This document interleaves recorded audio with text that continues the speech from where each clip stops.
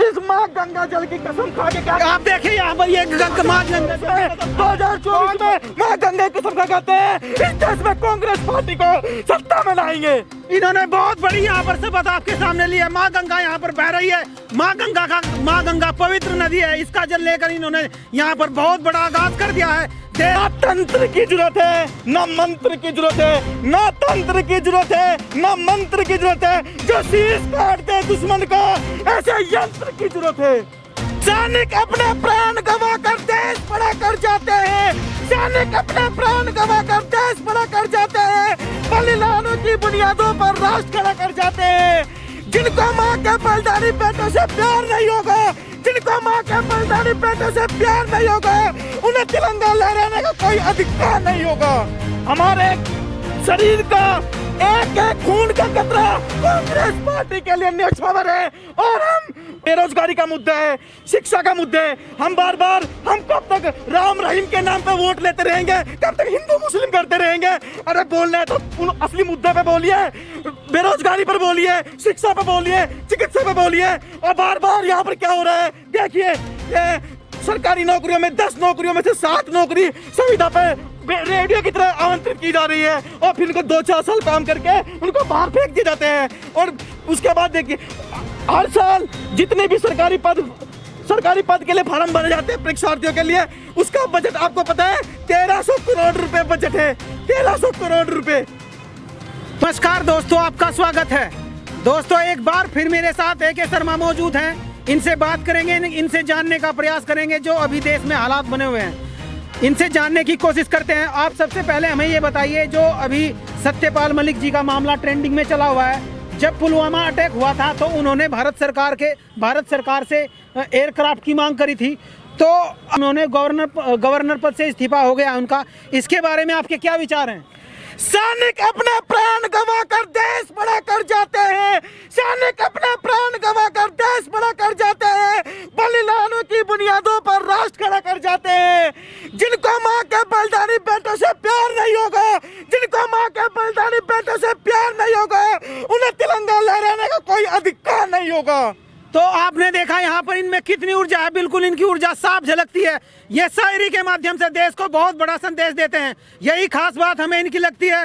तो आप हमें बताइए, अभी देश में जो मामला चला हुआ है, जो पहलवान खिलाड़ी हैं, उनके बारे में आप क्या विचार रखते हैं? क्या ब्रिजभूषण को जेल होनी चाहिए? आप क्या कहना चाहेंगे इसके बारे में? देखिए, ब्रिजभूषण जी भी एक सम्मानजनक आदमी है, ऐसी बात नहीं है। वे भी एक अच्छे पद से आए हैं, बीजेपी पार्टी से हैं।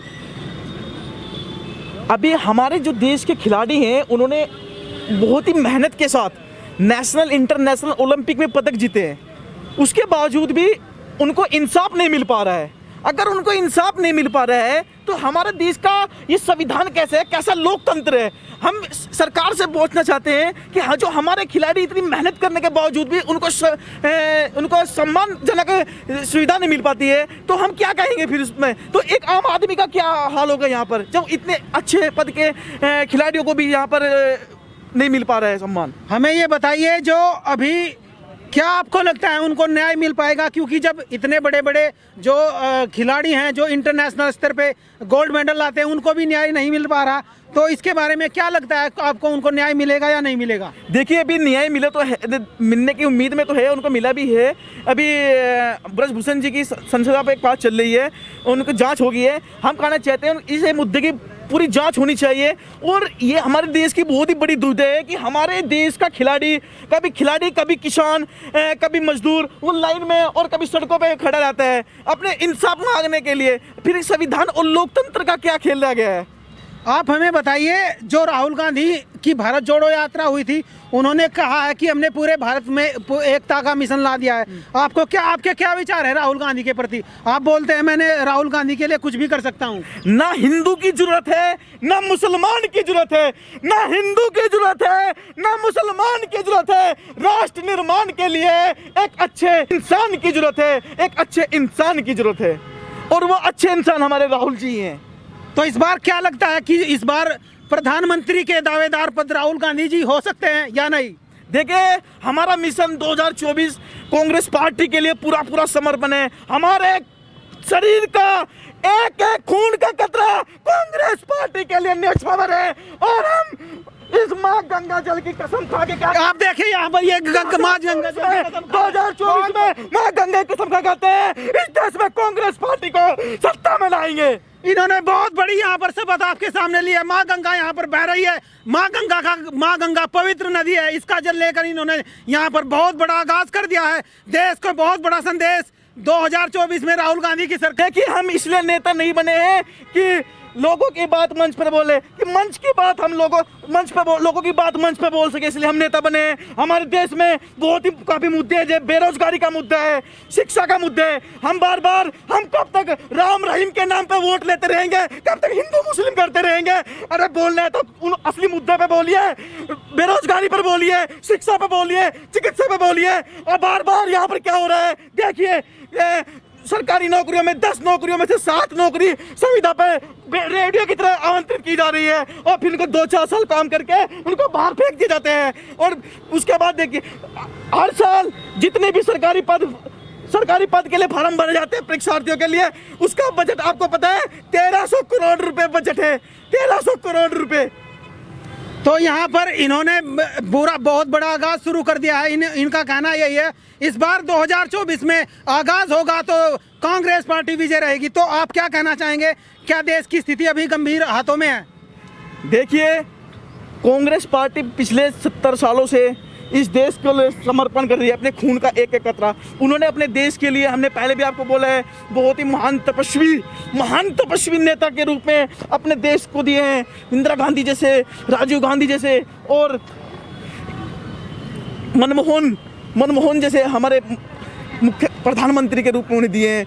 मगर फिर भी देखिए, मगर हमारी थोड़ी जनता भटक चुकी है, मुद्दे से भटक रही है। कब तक हम राम रहीम के ऊपर वोट मांगते रहेंगे? अरे मांगना है तो इस देश को स्वच्छ बनाएं और इस रोजगार के रूप में देखिए। यहाँ पर ये AK शर्मा हमारे साथ मौजूद हैं। इनकी यही खास बात हमें अच्छी लगती है, ये देश को बहुत बड़ा संदेश शायरी के माध्यम से देते हैं। और हम ऐसे युवा अगर राजनीति में आएंगे तो बिल्कुल ये बात सत्य है कि देश का भविष्य एक बहुत ही अच्छे हाथों में होगा। आप लास्ट मैसेज हमारे दर्शकों को क्या देना चाहेंगे? ना तंत्र की जरूरत है, ना मंत्र की जरूरत है, ना तंत्र की जरूरत है, ना मंत्र की जरूरत है। जो शीश काट दे दुश्मन का, ऐसे यंत्र की जरूरत है। तो आप देखिए इनमें कितनी ऊर्जा झलक रही है। इनका यही अंदाज हमें बहुत पसंद आता है और इसी वजह से आप लोगों का अगर हमें साथ मिला तो वाकई इस बार ये कुछ खास कर जाएंगे।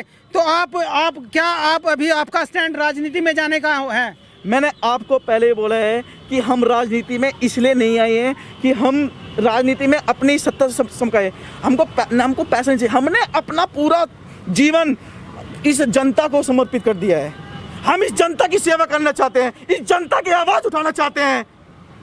तो यहाँ पर हम इनका धन्यवाद करते हैं। इन्होंने अपने विचार रखे और इन्होंने यही कहा है, हमारे साथ जुड़कर इन्होंने यही बोला है कि इस बार 2024 में कांग्रेस की सरकार का ये दावा करते हैं। तो आने वाला वक्त बताएगा। क्या देश के साथ जुड़ने के लिए आपका बहुत बहुत धन्यवाद। देखते रहिए हमारा न्यूज़।